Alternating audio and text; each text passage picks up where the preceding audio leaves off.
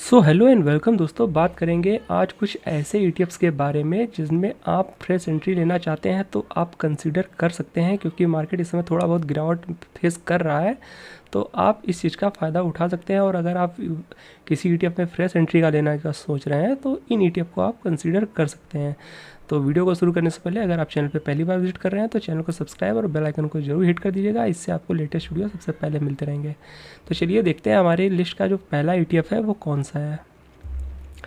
तो जो पहला ईटीएफ निकल के आता है दोस्तों, जिसमें आप अभी के टाइम पे फ्रेश एंट्री के लिए कंसीडर कर सकते हैं, वो है निपॉन इंडिया का PSU बैंक 20 दोस्तों। तो जैसा कि आपको पता ही होगा, बैंकिंग सेक्टर में पिछले 1-2 महीने से अच्छी खासी गिरावट देखने को हमें मिली है। तो देखेंगे तो यहाँ पे 1 साल के टाइम फ्रेम में अगर इस ईटीएफ को देखेंगे तो इसने लगभग 60 रुपये का हाई लगाया था अक्टूबर के स्टार्टिंग में 2023, जो अभी मंथ चल रहा है। तो उस लेवल से अगर देखेंगे तो लगभग ये 11% की एक बड़ी गिरावट शो कर चुका है पिछले कुछ ट्रेडिंग सेशन में। तो अगर आप फ्रेश एंट्री के लिए कोई ईटीएफ देख रहे हैं तो इस ईटीएफ को आप कंसीडर कर सकते हैं।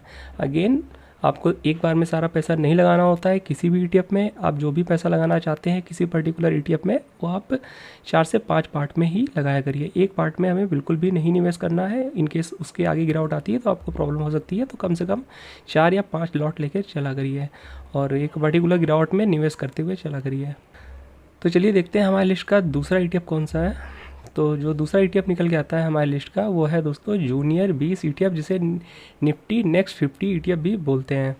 तो इस ईटीएफ का प्राइस 464 रुपये पे हमें ट्रेड होता हुआ देखने को मिल रहा है। ये भी अच्छी खासी गिरावट शो कर चुका है अगर देखेंगे तो। देखिए दोस्तों, ये भी अपने हाई से लगभग देखिए 494 का हाई लगाने के बाद ये 464 पे आपको देखने को मिल रहा है। तो ये भी एक फ्रेश एंट्री के लिए अच्छा ऑप्शन हो सकता है। अगर आपके पोर्टफोलियो में ये ईटीएफ नहीं है और आप किसी नए ईटीएफ में पोजीशन लेना चाहते हैं तो इस जूनियर 20 के ईटीएफ को कंसीडर कर सकते हैं।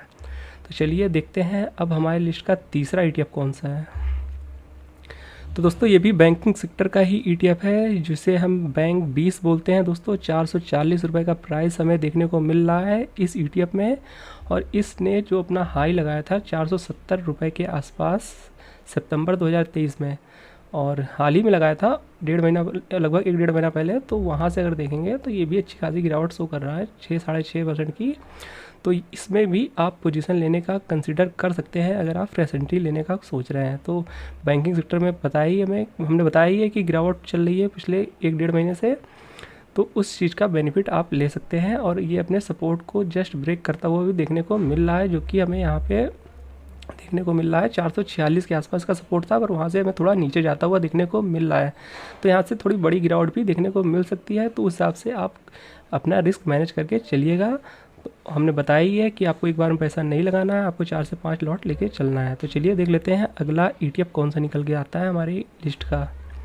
तो दोस्तों, जो चौथा ईटीएफ निकल के आ रहा है वो दोस्तों IT20 ईटीएफ है दोस्तों, जो कि 32.49 पे ट्रेड होता हुआ देखने को मिल रहा है। और जब से रिज़ल्ट आए हैं Q2 के, जो IT सेक्टर के स्टॉक्स हैं उसमें हमें अच्छी खासी गिरावट देखने को मिली है। साथ ही इस ईटीएफ पे भी गिरावट देखने को मिल रही है।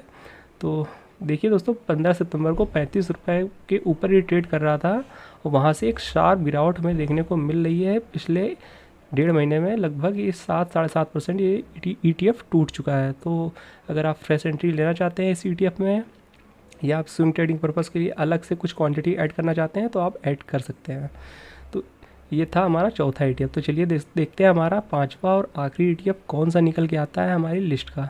तो पांचवा और आखिरी ईटीएफ जो निकल के आता है वो है दोस्तों निफ्टी 20 ईटीएफ, जिसका कि प्राइस 213 रुपये पे ट्रेड होता हुआ देखने को मिल रहा है हमें आज की डेट में।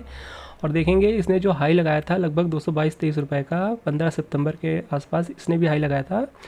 तो वहाँ से लगभग ये 10-11 रुपये गिर चुका है। और परसेंटेज की बात करें तो लगभग 4-5% की गिरावट शो कर रहा है। तो इस ईटीएफ में अगर आप फ्रेश एंट्री लेने का सोच रहे हैं तो आप 212 के आसपास अगर ये ईटीएफ आता है तो आप ले सकते हैं, क्योंकि इसका यहाँ पे एक अच्छा खासा सपोर्ट हमें देखने को मिल रहा है, जो कि आपने स्क्रीन पे देख पा रहे होंगे। इन केस यहाँ से गिरावट आती है तो इसका जो नेक्स्ट सपोर्ट है वो 204 के आसपास है, 204-5 के आसपास। तो आप उस हिसाब से देख लीजिएगा।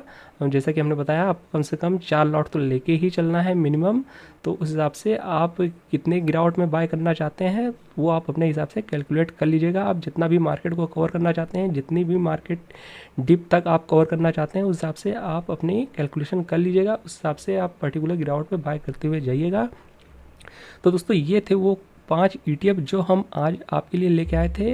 इनमें से कौन सा ETF आपकी पोर्टफोलियो में नहीं था और आप ऐड करना चाहते हैं, कमेंट करना बिल्कुल भी मत भूलिएगा। तो दोस्तों ये जो ETFs थे इनको बाय करने के लिए आपको डीमैट अकाउंट की ज़रूरत ज़रूर पड़ेगी।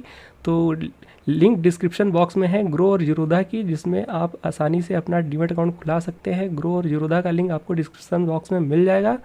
तो अगर आपके पास डीमैट अकाउंट नहीं है तो आप अपना डीमैट अकाउंट खुला सकते हैं, लिंक आपको डिस्क्रिप्शन बॉक्स में मिल जाएगी। तो दोस्तों ये थे कुछ ETFs जो हम आज आपके लिए लेके आए थे। वीडियो पसंद आया तो वीडियो को लाइक और चैनल को सब्सक्राइब करना बिल्कुल भी मत भूलिएगा।